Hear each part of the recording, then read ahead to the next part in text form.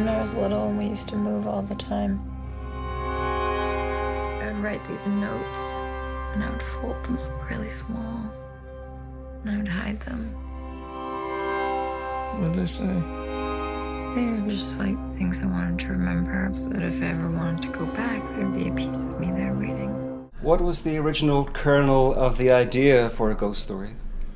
I wish I could give you a succinct answer on that, but it all kind of came together so quickly that it's hard for me to trace my steps backwards. But I know that I've been wanting to make a film with a ghost and a bedsheet for a long time. That was something that I had that image in my head and was waiting to use it, and I didn't know what movie it would wind up in or how I would do it, but that was something I've been wanting to do for a while.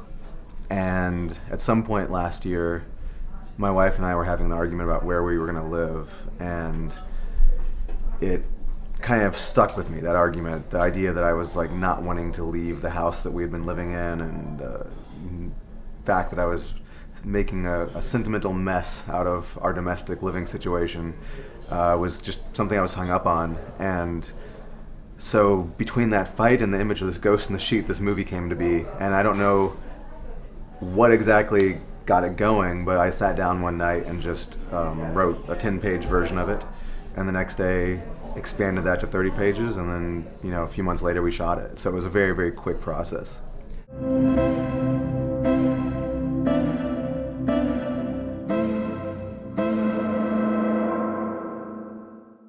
All the awful dreams felt real at night. Did you know her? She waking up? Did she die in the night? Leave you alone. What is it you like about this house so much? History? No place like home. The use of music in the film is fantastic. Could you tell us something, please, about the process of selecting the music, or even the kind of sound design in general? The music was, you know, it's always an instrumental part of my films. I'm always very aware that I feel like I contribute 2/3 of the movie myself, and the last third Daniel Hart, my composer, brings to the picture. That's just kind of the ratio that seems to fit at this point, and he has done all of my films, including my short films.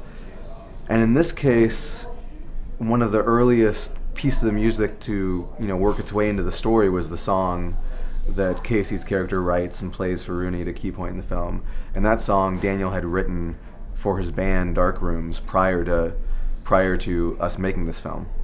And he played it for me while we were working on the score to Pete's Dragon, and I just became completely obsessed with it and wrote it into the script, and then asked him permission if I could use it, and he said yes, but that ended up being the platform on which we built the entire score.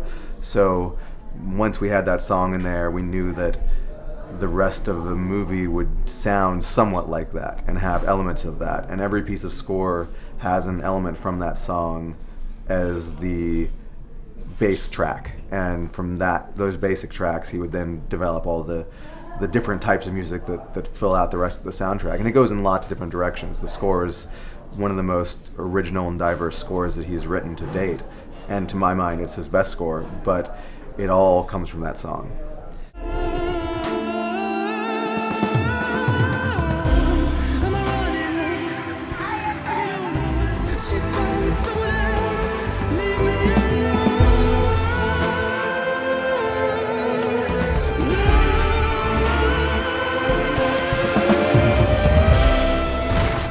What's your own relationship to ghost stories? I've always loved them. I don't have any personal experience to speak of. I'm very open to it, but to date, my relationship is limited to the films that I love and the stories I've read, and that's been a big part of my life. I've always loved scary stories of all kinds, and ghost stories in particular are very effective to me. And is that why you went with the image of the kind of very classic white sheet? That's not why, but one of the things I like about that is that it is so understood. You know, it universally is understood to represent a ghost, and yet it's so childlike in many ways and so naive, and it's a symbol that has been appropriated by culture to the extent that you don't really think about it in terms of what a ghost literally might mean. You think about it in terms of the pop culture side of it, or the emoji side of it, or Charlie Brown, or whatever you might think of, but you don't think about the idea of it being a person who has died and who has opted for one reason or another to remain on Earth, haunting the living, and that is the idea that such a simple image can convey so much is really fascinating to me. And I also like the fact that no one ever thinks about it in those regards. So I wanted to take that image and utilize it in the way one might a traditional ghost in a classic scary movie. And I like the dichotomy of those two approaches.